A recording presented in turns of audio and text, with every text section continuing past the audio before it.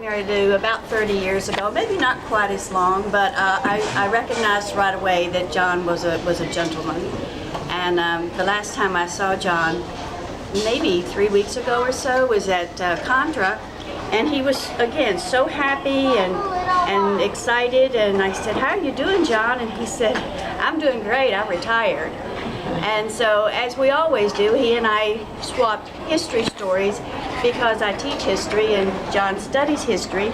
So that was our conversation piece. But I want to tell you a story that happened probably 30 years ago to this gentleman. There used to be a small group of us folk dancers that pulled some real practical jokes on one another, and they could get really bad, real bad. And John wasn't one of them. He was too much of a gentleman. But one night he was in a car. Mary Margaret was driving, and John was in the front seat of the car. And in the back seat was myself and Pat Hatcher and a girl named Barbie. And this was before Jill. She hadn't come onto the scene yet. And we're driving down 64. We used to meet at a parking lot just down the street from here when we were going to some dance in Williamsburg, or sometimes it would be Norge, and I don't know where we were coming back from, but Norge. We were all in this car going 70 miles an hour down 64 back to Norfolk to pick up our cars.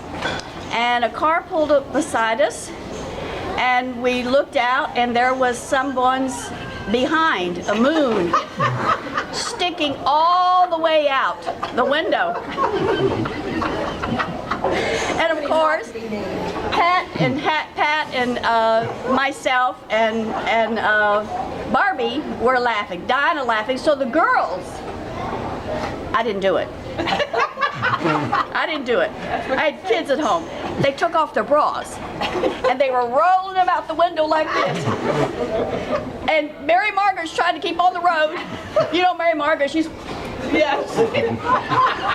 And John just looked straight ahead.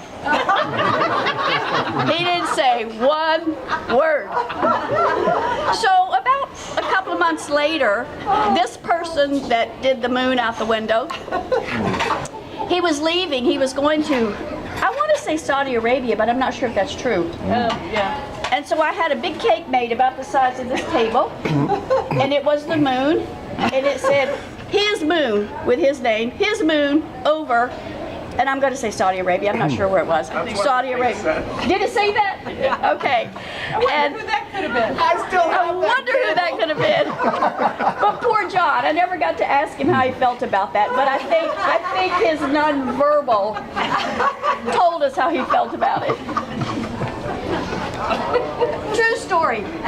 I got the pictures.